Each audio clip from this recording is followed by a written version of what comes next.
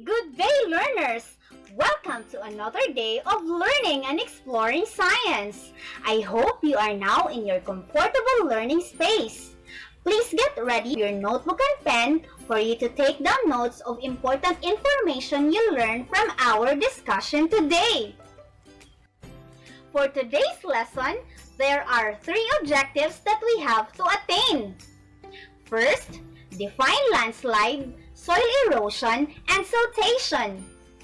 Second, enumerate causes and effects of landslide, soil erosion, and siltation. And third, propose ways on how to prevent landslide, soil erosion, and siltation to happen.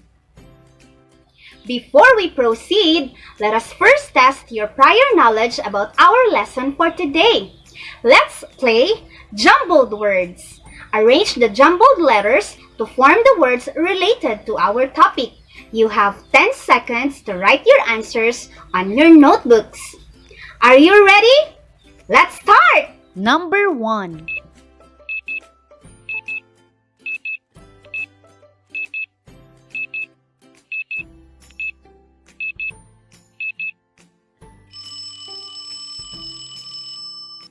The correct answer is landslide.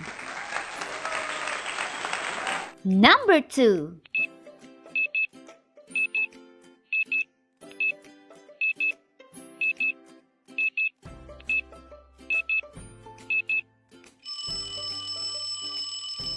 The correct answer is deforestation. Number 3.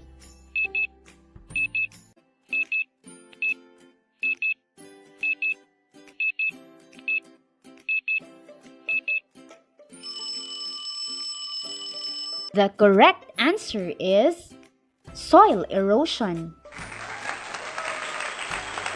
Number 4.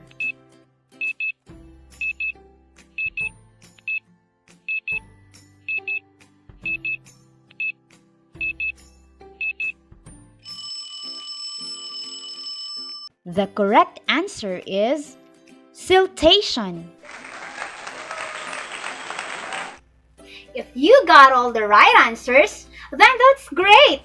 If not, listen carefully and let us learn these terms from our lesson. Landscapes are never constant but change over time, seasonally as well as over longer periods. This can be observed by comparing old photographs with present. Change is the only constant. What we grew up with and remember from childhood is often changed beyond recognition when we return decades later due to developments, changes in land use, removal of features, and other changes. These may be natural or man-made. New landscapes are constantly created. Today, we are going to talk about some of the causes of this landscape change. We will be discussing about landslide, soil erosion, and siltation. Let us first discuss what is landslide. Who among you here have witnessed landslide? Maybe most of us saw this on the news. Here is an example. Wala na yung nakuan ba? Ngit-ngit, dihang nakaabot ang rescue team sa Valencia City sa Barangay Lurugan kung asa nahikabo ang pagdahili sa yuta ug makita ang punuan sa kawayan. Sa picture nga kuha sa landslide area, ang yuta nga naay punuan sa kawayan ang mitabon sa balay ni Ruel Abesa ug ni Jennifer Bukila. Sumala ni Kapitan Yolito Yamok, usa ang namatay nga miyembro sa pamilya nga iyang giilangan si Christine Bukila. Samtang minor injury ang naangkon sa iyang upat ka igsuon o ginikanan nga gipatambalan sa dayon. Tinanin magunita mo, ang kawayan gikan sa ibabaw, may dahili ang yuta dito nakabustak sa ilang balay. Domingo sa gabi, Mayo 30, 2021 nahitabo ang landslide. Pero wala magkulang ang mga barangay official sa Lurugan sa sigig pahimangno sa mga tao nga magdinantayon permi inig magsigig ulan, hilabi na kung dunay bagyo. Every time kapay balo mong kita nga masating ulan na magbantay na yun kay kuyaw na kayo sa landslide. Kaya kanang napita din ha, pangpang magod ang kilid niya ang katupong gibutangan sa ilang balay sa ubos ato pangpang gihapon mo ng kuyog kayo panahon nga tigulan. Nagpalit na og yuta ang lokal nga gobyerno sa Valencia isip relocation site sa mga residenteng nagpuyo sa landslide o flood-prone areas. Rhea Montecalvo, Newsline Philippines, Province of Bukidnon. Stay safe. Landslides are one of the most fatal natural wonders on Earth. A landslide generally refers to the downhill movement of rock debris or soil. You should be careful because landslides can occur in every type of surface, whether sandy or rocky. It also happens both on land and underwater. There are many reasons for landslide. Some are natural and some are man-made, and the effects can be little to severe devastation. Let's see the causes of landslides. Landslides are induced by climatic conditions such as heavy rainfalls or natural phenomena such as earthquakes and volcanic activity. Human activities like mining and construction vibrations from heavy machines may also cause landslide. Deforestation is the most important cause of landslide. The roots of the trees hold the soil in its place. Without trees, the stability of a slope is decreased greatly, and with a large or even a minor change, a landslide can be caused.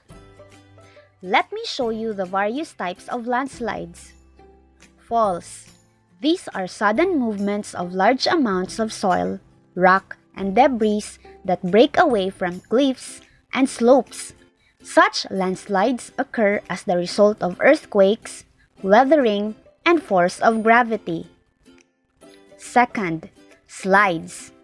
In this kind of landslide, the unstable sliding material breaks away from the underlying stable material. Third, topples. Toppled landslide occur when a block of rock rotates or tilts.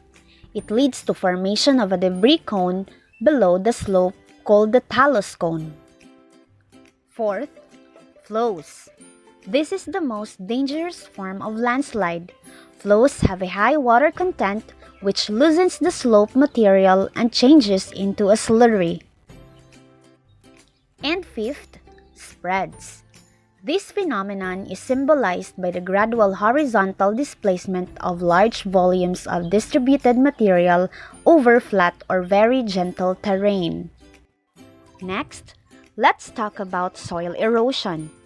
This video is taken at the cornfield near our house. As you can see, this canal-like structure was not there as they planted the corn. But when it rains heavily, the rainwater forms waterways in the middle of the cornfield and washes away the soil, including the corn seeds. This is soil erosion. Erosion is the process by which the surface of the earth is worn away mainly by the action of wind and water. Too much rain leads to flood, and this flood water washes away the topsoil. This looks so harmful. Sometimes, wind leads to erosion by picking up and carrying loose particles away and breaking off more particles. Carving out valleys and shaping the mountains, farming, cutting down forests, and the building of roads and cities are a few human activities that also lead to erosion. There are 5 main types of soil erosion. Let's learn about them one by one. First is raindrop or splash erosion. This erosion is caused because of falling raindrops on soil surface which cramps the soil structure. Second, sheet erosion. It is the uniform removal of topsoil from the land surface by the action of wind. Third, reel erosion. The most common form of erosion which is observed during heavy rain through many streamlets and headcuts. Fourth, gully erosion. An erosion which occurs due to the runoff of surface water along drainage lines. And fifth, stream bank erosion. The washing up of soil away from the banks of a stream or river. Some of the greatest effects of soil erosion are the following: loss of topsoil, soil compaction, reduced organic matter, poor drainage, issues with plant reproduction, and water pollution. We can reduce this in the following ways. Crop rotation. Growing crops in rotation reduces erosion as the layer of residue prevents topsoil from being carried away by the wind and water. Conservation tillage methods such as no-till planting and diking leave field surface covered with crop residue that protects the soil from eroding forces. Contour farming. Planting crops and rows around a hill reduces the risk of erosion. Strip farming.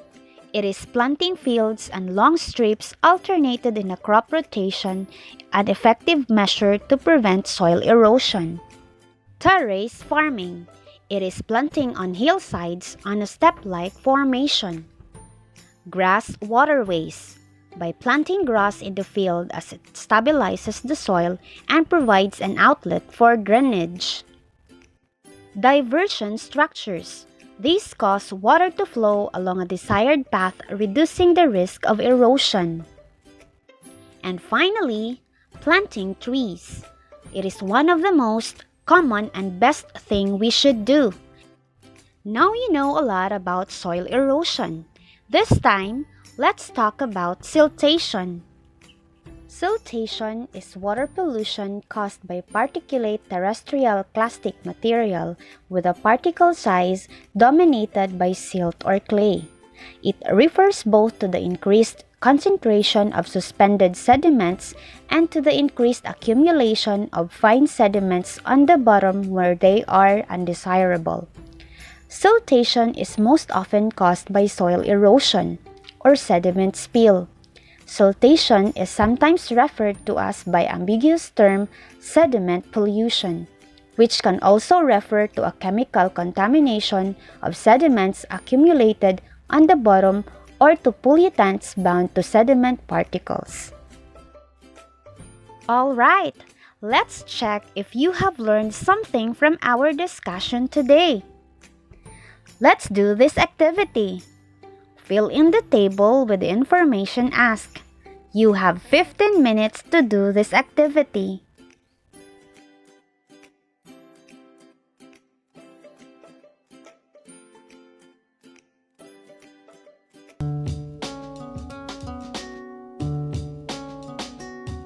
We cannot prevent natural disasters.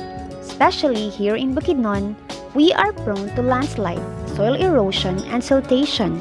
It is because we are living in a mountainous area with lots of agricultural land.